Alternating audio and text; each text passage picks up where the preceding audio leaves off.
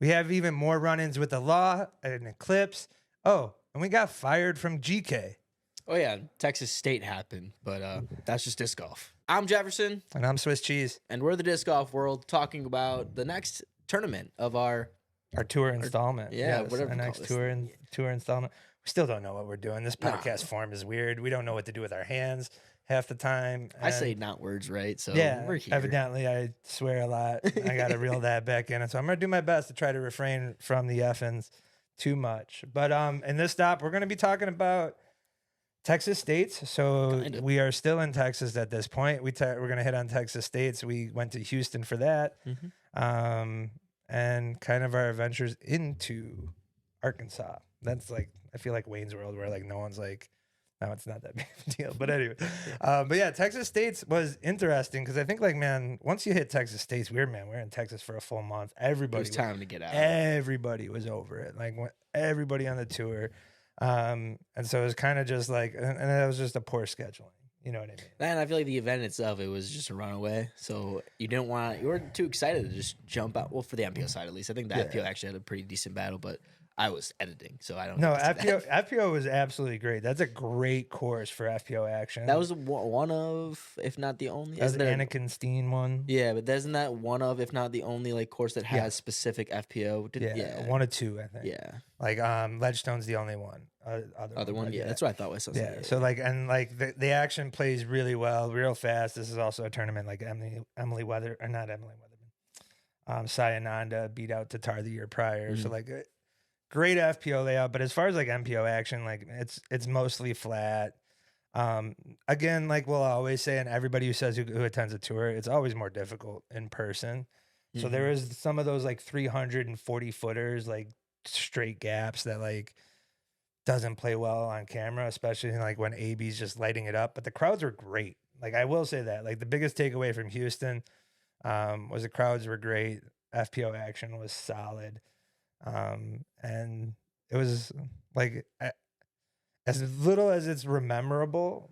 Like what I do remember is it was never like the worst. No, I never thought it was the worst either. It's Yeah. always cooler too when we play the courses. We got to play that one afterwards, so that was always fun. Yeah. I just nothing memorable. Like can't think of anything specific where being there was more significant than watching it at home. I know you had a great guy at a VPI tent or VIP tent.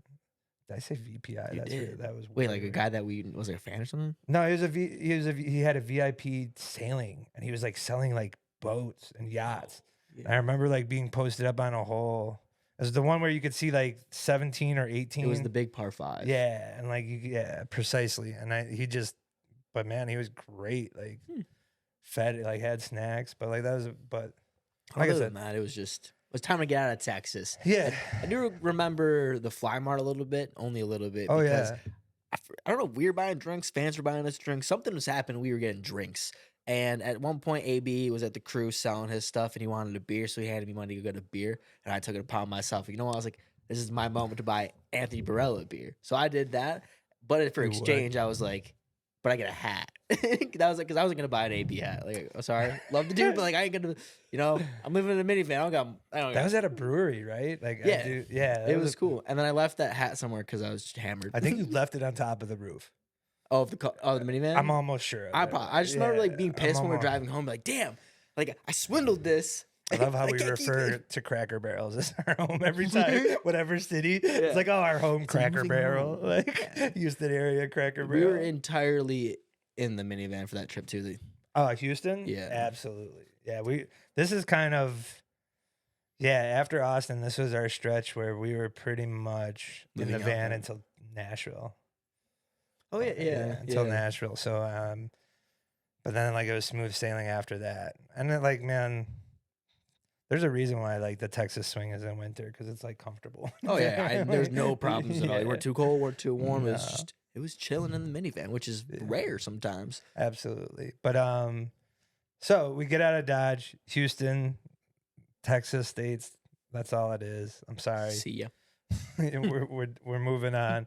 But the funny thing is, as like you have a week off, right? Because it's so far away till your next stop. Traditional is like anything 10 hours, you get 2 weeks.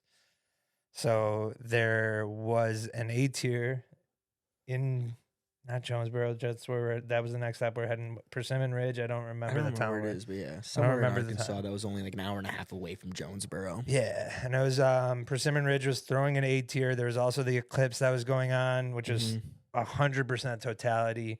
It was the number one disc golf course in the entire world to be Sure. at during the eclipse. Yes, absolutely, and probably at one point, how high was it on the top 100? It's up there. Like It's up there in the it's Yeah. top 10. Yeah, I want to say top 10. So the team there is incredible. The story of that is incredible, but we'll get to that. So we're on our way to there. But first we got a round in, quick shout out. We got a round in with Bergner, dude. Yeah. I forgot how that happened. I look way back. He said if you're ever in the area for like Yeah. this stop, and we're just like, dude, we got to hit up Bergner. It was last Absolutely. second too. Remember we forgot we were on Yes. the way. We were like, oh shit, we should hit up this guy in like 2 seconds. Like, all right, detour from the original route of going straight to whatever. the good news with like Texas, it's so large. Like when you forget stuff, you're I still think able to work in. At this point, we didn't know we stop. were going to the A tier. We were just like Yeah, trying we to played a figure out. tournament. What course was that? It was a course where they had a tournament.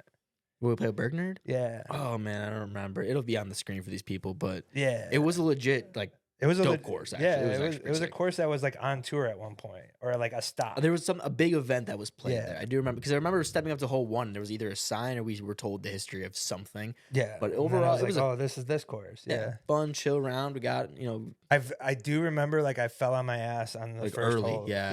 yeah, like and it was the Yeah. biggest pain, and like I think. Man, you're on the road, so you're not like I'm not gonna go to the doctor, but I No. think I'm pretty sure I had like bruised my bone. I remember it being like a legit bruise. Dude, there was like it was yeah. like purple. It was like literally like oh man, I can't like a league of their own when she slides. It was like just huge. And like man, I had a hard time walking. It was rough. But like the round was great. Berg was cool. Got dinner, like treated us to a meal. Yeah, shout out Bergner. Yeah, Bergner. His stuff is great. His It's super funny. His rumor stuff, his off seasons is actually fun, hilarious. Yeah, So definitely yeah. go give the boy a check. So, but then we're on our way. At this point, we know that the cool thing about the Persimmon Ridge tournament is we saw the stack lineup that was there, right? So Mhm. there was enough names to be like, hey, why not try to stop here? And if not, we go to Jonesboro and we get early practice round coverage. So it was like a win-win, you know what I mean? But when you had Tatar, Own, you know what I mean? We immediately looked at the list. We Yeah. kind of were like, there's no way we're not here. Yeah, you had like stacks. So I think like Jay accidentally like texted all. Yeah, I went to disc golf scene and I was like, all right, we're gonna contact the tournament director. We're gonna see if they Yeah. want extra media. So I sent an email, pretty sure it replied all to everyone playing the event. Next thing you know, got an email back from Luke Humphreys that's like, hey bro, just text me here. Yeah. So So now Yeah. we have a place to go, and we're driving in Mhm. Texas, and it was late. Like man, we're like because of the round, like we knew we weren't going to get in there for a while, and we're Mhm. driving through Texas, and like a classic speed trap, like unlike any other speed trap, like where it is just a know nothing highway, middle of Texas, pitch black. Like there's no lights. We haven't seen a car in forever. Like driving in the night on the road sucks. Like let's be real. You don't know anything that's going on. You don't know like turns or anything. But so anyways, we are cruising and like the highway goes from 70 and then you hit a town with no lights and it drops to like 30.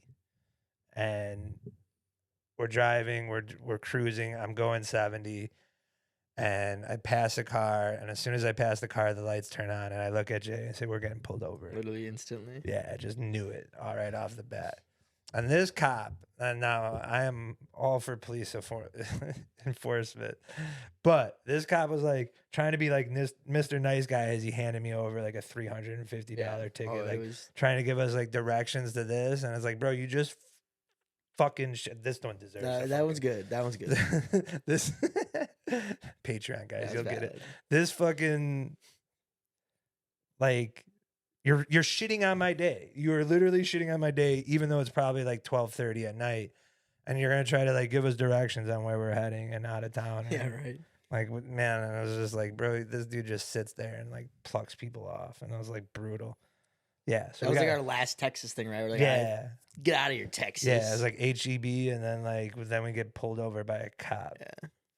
So The Doritos thing still slapped though. We probably made up for HEB, man, underrated like knockoff Dorito brand. Fire. They got like a knockoff everything. HEB, And usually it's always is good. legit. I tell everybody now, like I've experienced HEB. I'm like, hey, Buc-ee's is cool, but HEB is it, bro. HEB is where it's at.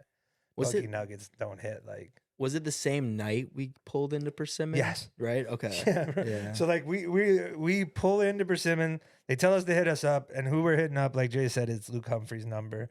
And where Persimmon Ridge, to give you guys a little bit of a layout, and I know we've done videos, so if you've seen them, I apologize. But Persimmon Ridge used to be a golf course, and it was kind of like in a neighborhood. Like it's one of those neighborhood golf courses, and the name is just, man, we should know this name, and it's just drawing a blank. It's so bad. Oh, the Hunters? Yeah. I'll pull it up. Of course, like in the podcast, I'm drawing a blank. So, but it's a course, and like you arrive, and so it's like, again, we're middle of Arkansas. It's pitch black. Nothing's open. We're in a neighborhood, and we're driving in, and we hit Persimmon Ridge, and they just tell us to text. We text, and we're driving like on cart paths in our minivan, and we just pull up to a like carnival of RVs where all the pros are staying, and we just stayed alongside the whole pros on the property for the entire week, which was like, we've had that at Waco, but unlike Beaufrier, like just to be able to have that accommodations was neat as heck. And they had like a shed that was in walking distance that kind of had a shower. It was like a half shower. We didn't use it, right? We went to Planet Fitness. But like when you got that many people, like there's kind of like a decorum of like shuttling through. And then the shed also had like a ping pong table set up, TVs, everything. And I like how I just scroll through their Instagram. It's just a picture of us. I'm like, oh, yeah, we're shit. walking. Is this the one that we're walking through? Like, yeah, we're just walking through. I love it. But yeah, I know one of them name's Kim. I apologize. Yes, Kim. But, oh man, but lovely people. Because even the first thing that when we started to recognize all the locals, because every night was legit a party atmosphere of just good disc golf vibes.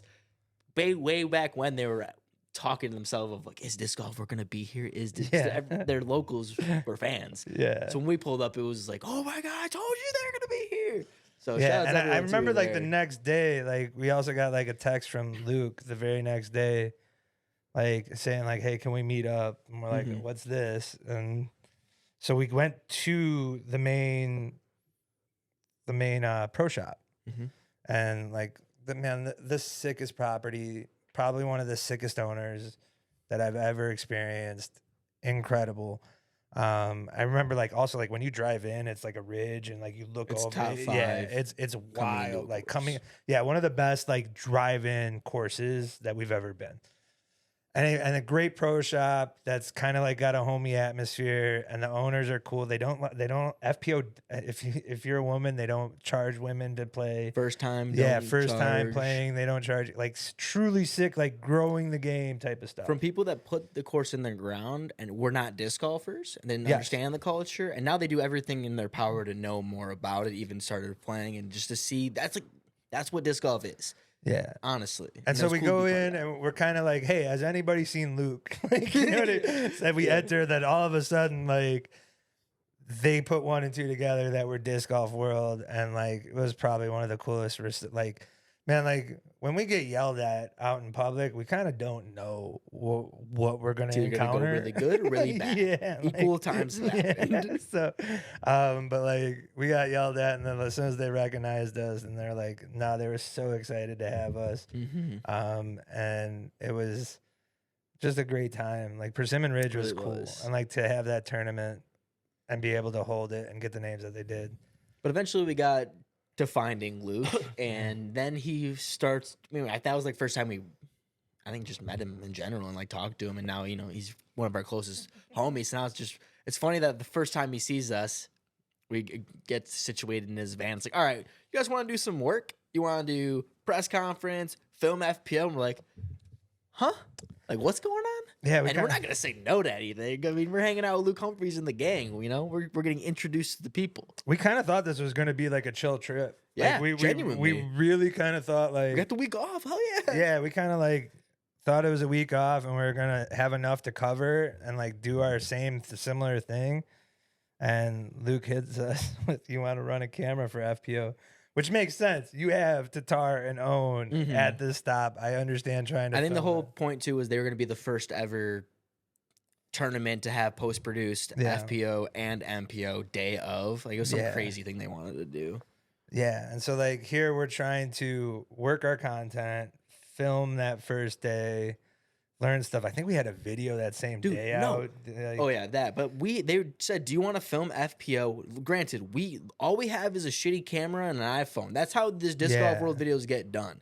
Now we're getting handed $1,000 a camera with absolutely no training besides the 20-minute in the darkness the night prior. Now we're waking up at 7 in the morning. Like, hey guys, here you go. I haven't even seen the damn course yet. Yeah, just thrown to the wolves, bro. Like, They're like, here's the zoom. Here you yeah, go. dude, it was like I do recall it was like the most basic instructions. Like it was like zoom guys in, got zoom out. this. Yeah, yeah. So next day we show Jefferson up. was catch. I was Yeah. T, and We get our equipment. We're all getting suited up. but like nowhere. Like man, you're right. Like I'm sorry, but like no direction on like where to stand. Like you know what I mean? I like, hadn't seen the course yet. Yeah, I literally like, nowhere to hold two, go. I'm like, I have no idea where to go. Yeah, and I get it. Like their team was tied up and trying to edit. Like the whole concept was we're gonna give them the cards with the stuff, change it out, and then they're gonna start editing it. So I get what they're trying to go for. You just get what you get for when you pay for when you're. It's You get free us. pay. You know what I mean? No, Like, it's funny because literally hold two, I had to ask someone like, "Hey, where's the basket?" They told me the wrong spot, so I'm like, "Where the hell am I?" Someone's already teeing off. I'm not even in the right spot. I But think the lead it was Kona, it was Tatar, Own, and man, how come it was it Cat? Might have been Cat. maybe I can't remember the last one, but oh my god. I don't know. But that happened, and then the next hole or a couple later, so we film a chain out, like. Right, Yeah. Cone like Oh, chains yeah. out for an ace. I'm Yeah. like, oh my god! Absolutely. And I have no I'm idea like, if that was did called we a get camera. it? Yeah, we have no clue. We have no clue. And then like, man, so Owen's throwing forehand just on my tee perspective. I can only imagine yours. You had the harder job. Like I'm not gonna lie. Dude, I didn't see anything. Yeah, Jefferson had the far more difficult job than I did. Now, that being said, you got Owen like power Annie forehanding everything, and then you have Tatar and everybody else backhanding. So I don't know if I move. Do I stay on the same spot at the tee? Everybody's already kind of what'd you do? situated. Did you move? I or did a no? little bit of both. How about that? All right. Okay. That's kind of what I did. And then you also got to like realize like when we film, like we're usually post at a spot, knowing the shot, trying to get there before the pros get there, and it's like record off. Like you know what I mean? yeah, Like turn we're the trying to camera off to save save the battery to conserve as much shots, and like it's such a different game, and like your luck, and that equipment's not too light. Like it's like these guys are to film disc golf is a talent. Like For sure. and we got to experience that. It was cool to see that perspective of Yeah. thing. I respect so much more. But It was funny, like by what? Like what hole were we Hole told? 3, like we were told that. Like, hey, They just this is gonna scrapped get it, bro. used. They just scrapped it after Like, 3 holes. I remember too, because after that I was like, I don't care anymore. So Yeah, I stopped filming. Really, I'm like, yeah. should I be catching this? Oh Like, man, I really still don't- tried to film just to try to get it. Nah, filmed. I just was like, all right. But yeah, by like hole I got 3, they just fucking- scrapped it all day one. Yeah. Brought in people for the rest of the tournament. There's still people still wondering where that coverage is. It's us, guys. Well, We're- hey, they have that channel right now where they've been posting I hope old stuff. so. I hope that makes it, dude. Hopefully- I really hey. hope it does. You better hit us up so we can do commentary for it. That would that'd be be that would be like fire. a sick collab. That would be Like pretty hit cool. us up. We'll do collab for it, and we'll just talk trash about our skills. But who's recording this? No, that's funny. I would feel more bad if we didn't absolutely crush the press conference the day before. Absolutely. So that is it was true. like our first time to like. Again, Luke just throws ideas out the wall. We're like, or maybe I can't remember. Maybe we suggested it. I have no idea how it happened. But we're doing a press conference where it Dude, was Luke us, delivers, dude. man. Like you need if there's something that needs to get a job done, I'm asking Luke. 100%. Like 'Cause it'll get done. It will get done. Now, like, is it tightly wound at times? No, but like he It's gets fine, he gets yeah. bodies in the seats and Which he is gets people's there. And if everybody does the rest, it works, right? And that's kind of and so we were literally thrown to like, we're gonna run this press conference. They like kind of A, we may have asked, and then B, they may have told us. And then like Either way, it's Luke knew us, obviously recognized us from being on other tour stops, press conferences where we're sharing questions. Like right after Waco, I do remember him being. Well, at this point, we were asking him for the past couple. Oh of yeah, events, so like I think players kind of recognized it. But yeah, Luke got the butts in the seats. We get in an interview, and like I like stand next to Jefferson as they're setting up cameras and everything. And I literally go to Jefferson. I was like, bro, it doesn't make sense to do a back and forth here. Like, it really doesn't make sense to do a back and forth. I said, just take it. And like, it's a hell of a thing to like throw at a 22, 3-year-old. I don't remember how old you were at that time. But 22. Close enough. It was right there. Yeah, quite a thing to throw at. Like, already to be able to like get the press conference thrown at us. But not only that, but to also like say, hey, just run this shit. And I didn't have any questions. Yeah, nothing, bro. Nothing, and like, dude. and we kind of like, and we kind of initially assumed that like Luke would be at, because like Luke even said like, hey, pretty sure he said that he was a part of asking questions. Exactly. Like, and I think once he realized that the kid just nailed it, a home run, bro. Like honestly, what Jay did in that press conference was unreal. Go back and check it too, because not only is it a press conference, but it does tell the story of Persimmon. Yeah, which is cool in itself. Because at this press conference too, it wasn't some bullshit A tier. Like we said, the first person I'm pretty sure that sits down is Christian Tatar. And then you have like Cat Merch. I'm trying to think of everybody, but you have a legit lineup. And not only that, because the press conferences that we've been used to, it's literally just like Brian Earhart, the camera guy, us. Yes. This, you turn over and there's a crowd of locals just watching, just listening, taking in, which is what you want from the press You had like conference. the owners tearing up, like family members tearing up while the pros are answering the questions, and like this kid just let it in a way. And like it was, man, it was probably like one of our career defining moments. 1,000%. I mean, that just showed too. It's like, hey, we could not only do this, but go look at our video compared to not only, no disrespect, but what they put out, got like whatever views, and then we crushed that, and then we crushed just disc golf press conferences in general. Look at any other A tier in a press conference, and it's not there. You don't get to hear the story and that side of it. And that's just one of the cool, unique things that the disc golf world was able to provide just on a whim. Dude, on their first A tier, they landed Tatar.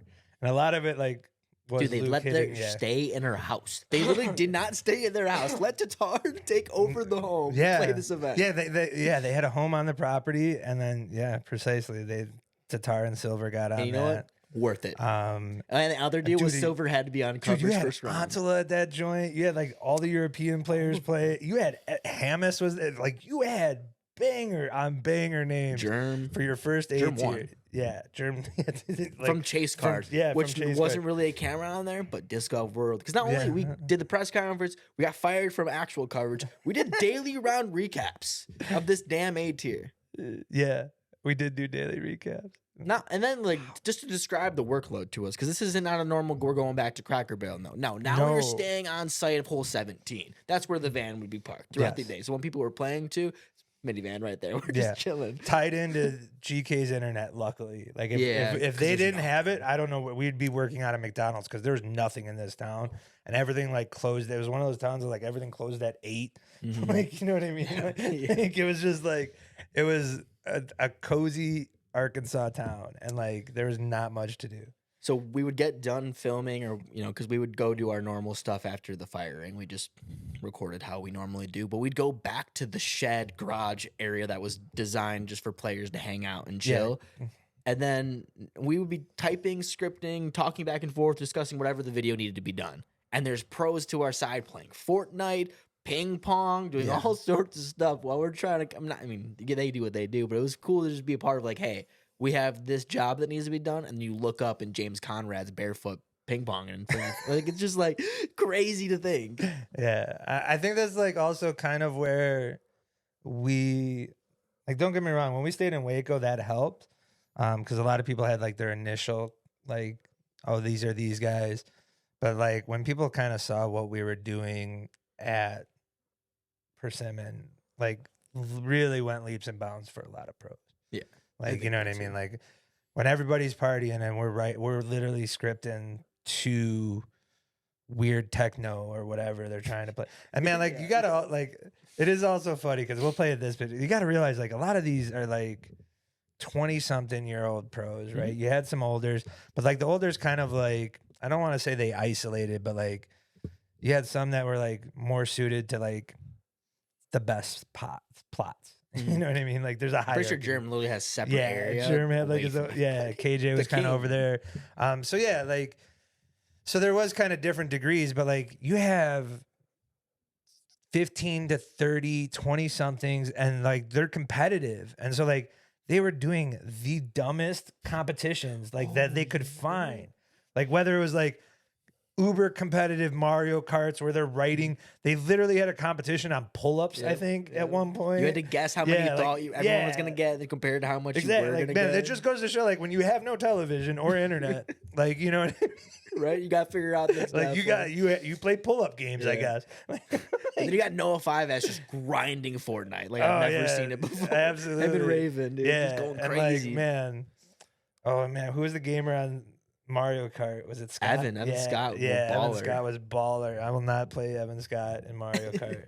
Like, when those guys are talking about like wheels and stuff, I'm like, whatever. It got real nerdy. It doesn't mean me slamming a beer. I don't want to play Mario Kart. But yeah, sick opportunities. James Conrad showed up. He didn't play, but he showed up the last night for the eclipse, which was the next day. The eclipse was after the tournament. We were playing around during it, actually. Yeah, but like, man, they packed it in. They had a skins match. They also did their like beat the pro. They were there tied in for a little bit, and we were on hole 1 driving during the total eclipse, which was just insane. Top 10 moment of my life for sure. Absolutely. They provided, you know what I mean? They provided goggles to everybody. You had all the pros that were like sitting along the water, like pulled up, just sitting there, all chilling. We decided to get around in, and just totality. It was just nuts, like just wild. Yeah, it was definitely one of the coolest, most memorable bank moments as far as 2 tours. Like it's probably like a top 5 moment. Yeah. The only thing other than that's worth noting that from the working environment, there was one day I was just grinding. I think it was one of the recaps we were doing, and I looked down and a snake just darts by me, and I was a pussy, dude. I chucked my computer. Jay doesn't do well with Jefferson. Animals does not do well with like nature. They want to hang out with me, and I don't like them. Yeah, I don't mess with them. So I chucked my computer. Like I was kind of scared I broke it. Thankfully not. But we lived. We survived. We also filmed.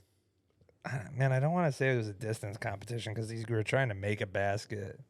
Yeah, well, you filmed. I was not part of this. I was just drinking beer on the side. It was like a standard stand camera. I just pressed play. It was not that big of a deal. Did you have to do anything in between throws? Or you No. literally just press on and off?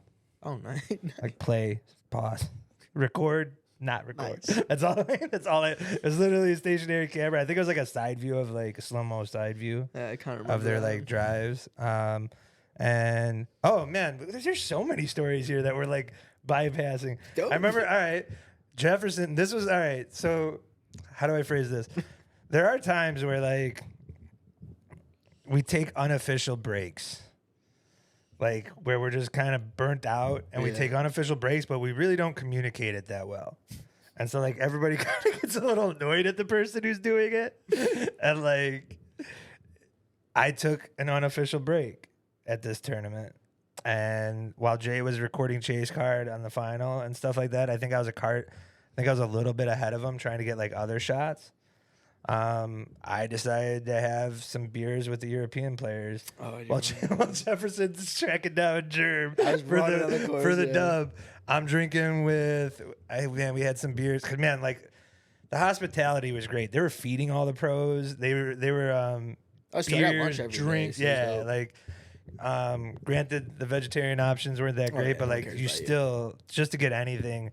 So yeah, they had beers and like it was me, Antala, Tumas, Jesse Niemanen, and Vino, and then like Parker Welk came up, and we're just all chatting away.